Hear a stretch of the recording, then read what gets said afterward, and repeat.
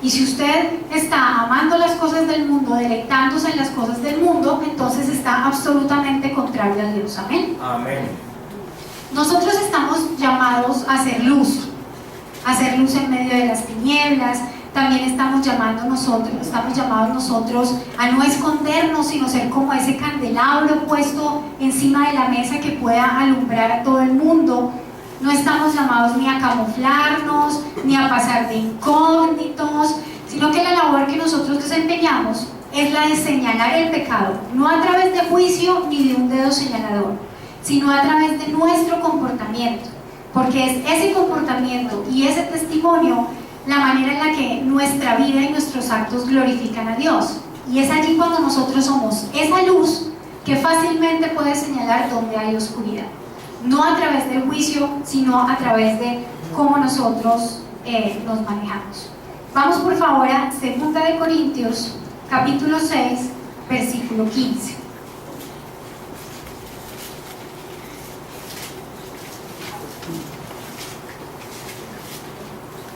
Ahora, cuando la palabra nos dice que nosotros debemos ser luz en medio de la oscuridad, tampoco quiere decir que entremos en vínculos con el malo, más bien que a través de nuestra actitud y nuestra vida santa redarguyamos a esa persona. 2 Corintios 6:15. ¿Y qué concordia Cristo con Belial? ¿O qué parte el creyente con el incrédulo? ¿Y qué acuerdo hay entre el templo de Dios y los ídolos? Porque vosotros sois el templo del Dios viviente.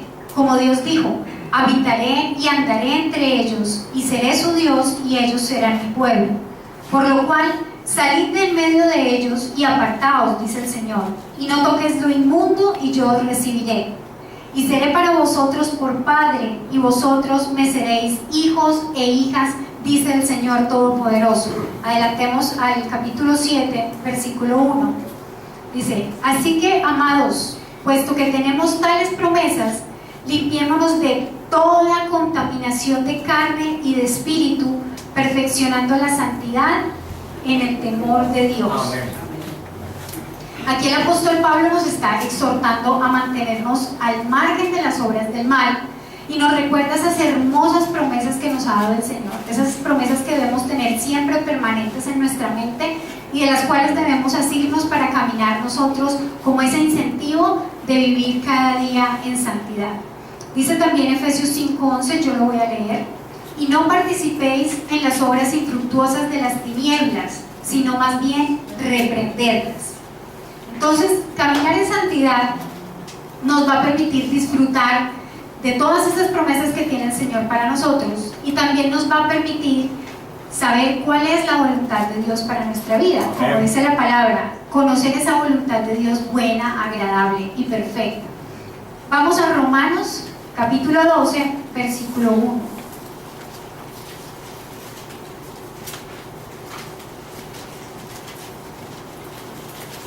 Y este es un versículo muy conocido, lo trabajamos mucho, en jóvenes también se ha trabajado bastante. Y yo quiero que lo veamos en dos versiones. Vamos a leerlo todos de Reina Valera, que es la que comúnmente tenemos, y vamos a verlo también en la traducción en lenguaje actual. Esta es una Biblia súper sencilla, es prácticamente que la Biblia de los niños, entonces para que nos quede bien claro este versículo. Vamos a leerlo de Romanos 12, dice: así que, hermanos, os ruego por las misericordias de Dios que presentéis vuestros cuerpos en sacrificio vivo, santo, agradable a Dios, que es vuestro culto racional. No os conforméis a este siglo, sino transformaos por medio de la renovación de vuestro entendimiento, para que comprobéis cuál sea la voluntad de Dios, agradable y perfecta. Yo se los voy a leer ahora en traducción en lenguaje actual. Por eso, hermanos míos, ya que Dios es tan bueno con ustedes, les ruego que dediquen toda su vida a servirle y a hacer todo lo que Él le agrada. Amén. Así es como se debe de adorar. Y no vivan ya como vive todo el mundo. Al contrario, cambien de manera de ser y de pensar. Así podrán saber qué es lo que Dios quiere, es decir, todo lo que es bueno, agradable y perfecto. Vamos a 1 Corintios capítulo 9, versículo 24. Y Pablo siempre hace esta comparación con que nosotros somos como atletas, ¿verdad? Que estamos corriendo una carrera, que nos estamos ejercitando, siempre hace esa comparación, entendiendo ese caminar de nosotros. Entonces dice la palabra allí en 1 Corintios 9.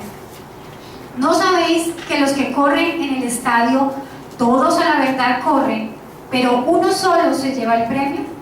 Corred de tal manera que lo obtengáis. Todo aquel que lucha, de todo se abstiene. Ellos, a la verdad, para recibir una corona corruptible, pero nosotros para recibir una corona incorruptible. Amén.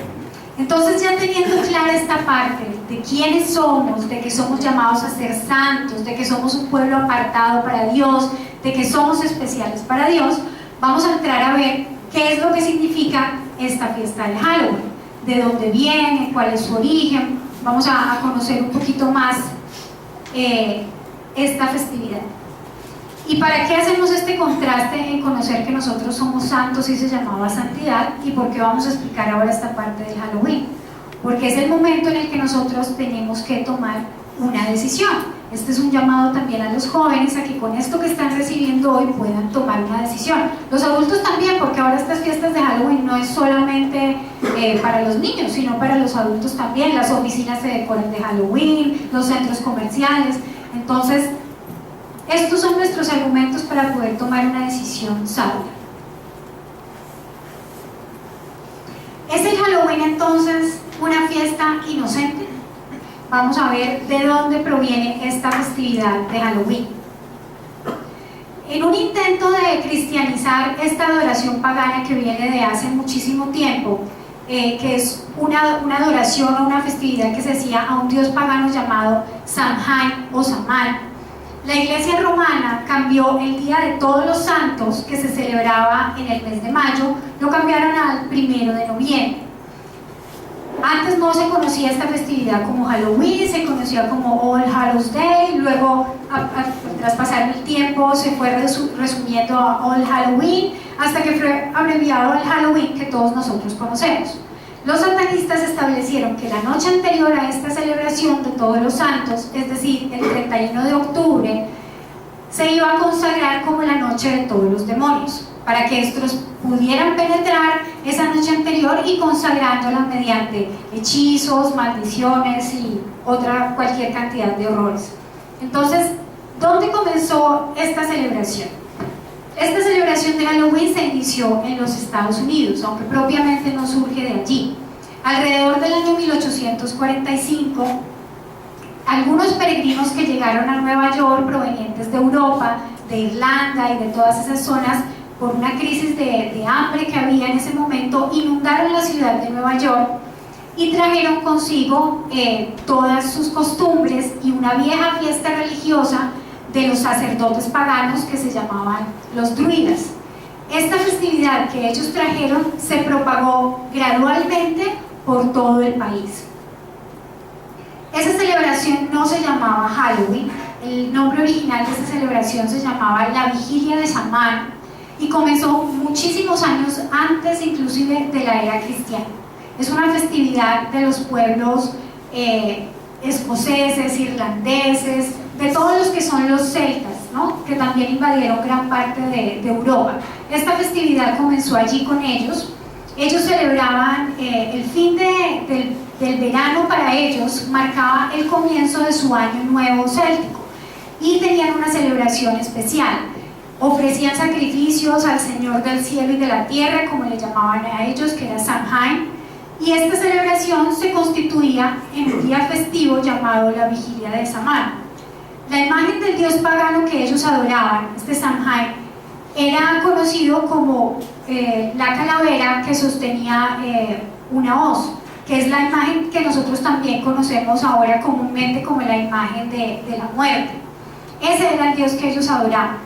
Y el 1 de noviembre era la fecha en la que ellos celebraban ese día de la muerte. Por esa época, finalizando el verano, que comenzaba ese año nuevo céltico, cambiaban también las condiciones del clima, ¿no? Comenzaba para esos países el mes del otoño, entonces las temperaturas bajan, todas las hojas de los árboles se caen, empiezan a haber unos cambios también en la naturaleza, se oscurecía más temprano, y bueno, ellos atribuían todos esos cambios a su Dios. Ellos creían que su Dios estaba siendo subyugado, entonces por eso hacían esas celebraciones que comenzaban el 31 de octubre. Ellos creían que Samhain se reunía con los espíritus de todas las personas que habían muerto el año pasado y les permitía salir y visitar sus familias. Ellos creían que las personas que morían duraban durante un año en el cuerpo de un animal y se convertían en un animal, y ese 31 de octubre esos espíritus volvían a salir y podían visitar a sus familias. Entonces ofrendaban caballos, cabras, ovejas, hacían diferentes sacrificios, inclusive hacían hasta sacrificios humanos para lograr acallar la ira de ese Dios. Entonces, ¿de dónde viene la tradición de los disfraces? ¿De dónde empieza a surgir toda esa parte del disfrazarse? La noche del 31 de octubre, los druidas fabricaban una enorme hoguera, una hoguera como para celebrar el año nuevo, y quemaban animales, cosechas, seres humanos, y los sacrificaban al dios Sol y a Samhain, el dios de la muerte. Durante esa ceremonia diabólica, ellos se vestían con pieles de animales, con cabezas de animales, para disfrazarse y tratar de confundir a los espíritus. De esta manera ellos creían que si venía algún espíritu malvado no los iba a poder reconocer y no les iba a hacer cosas malas. Ellos hacían estos disfraces con las cabezas y las pieles de los animales, saltaban en esa hoguera, practicaban adivinación, era toda una celebración en torno a este dios.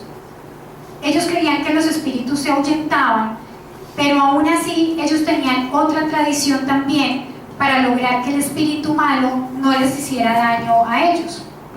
Esos druidas o sacerdotes, que eran los ministros que oficiaban ese tipo de sacrificios humanos, hacían que la gente fuera de casa en casa o de aldea en aldea pidiendo alguna ofrenda de fruta o de cosecha para que ellos pudieran pactar algo con ellos y de esa manera que no les hicieran daño. De ahí se da origen entonces al canto conocido del Tricky Tricky Halloween, que es lo que salen los niños a cantar en esta noche del 31 de octubre.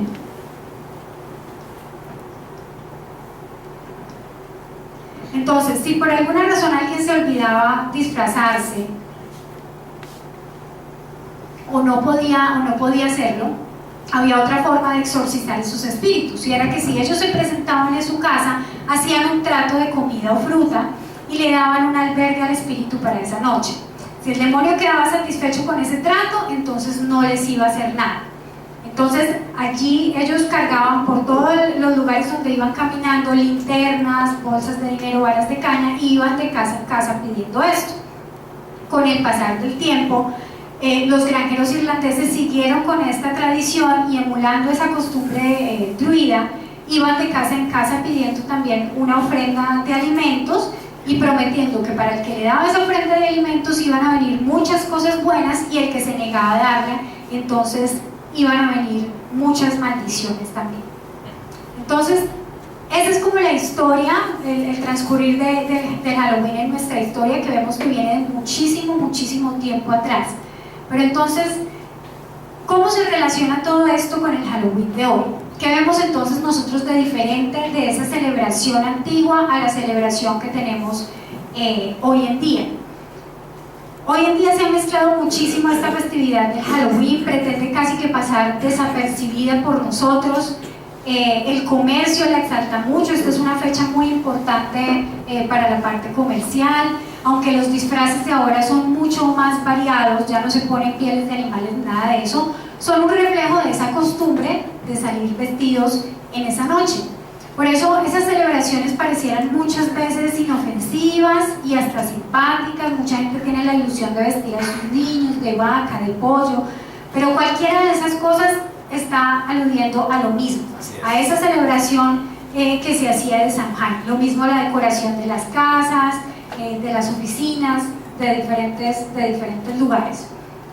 Hay todo un movimiento social en esta época que se encarga de exaltarla, de celebrar fiestas en clubes, en colegios, en muchos lugares para celebrar esta fiesta de Halloween. Pero entonces vamos a ver cuál es realmente el daño del Halloween para nosotros.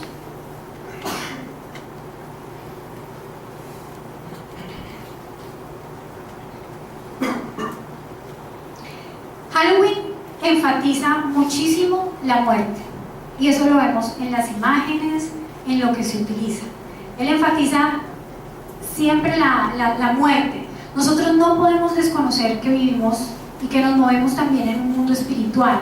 Para nadie es un engaño que esta noche de Halloween preocupa a las autoridades, que semanas antes los noticieros empiezan a advertir, tengan cuidado con los niños, no los lleven a centros comerciales, la policía redobla sus cordones de seguridad también por estas fechas.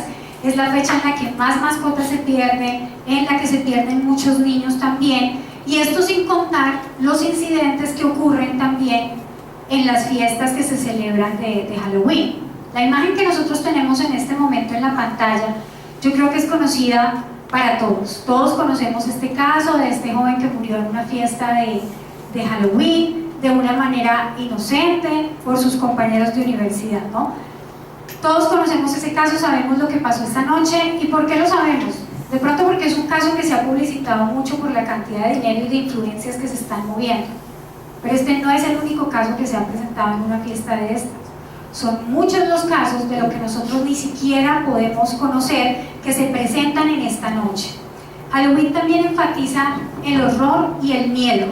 Esta es la noche y hay estadísticas donde más películas de terror se reúne la gente a ver, entonces vuelven a ver las películas viejas del Viernes 13, Exorcista, todo ese tipo de películas horribles que lo único que quieren hacer es resaltar el terror y provocar miedo a las personas que las estén viendo, y todas tratan de temas siniestros. Ese es el énfasis de esas películas.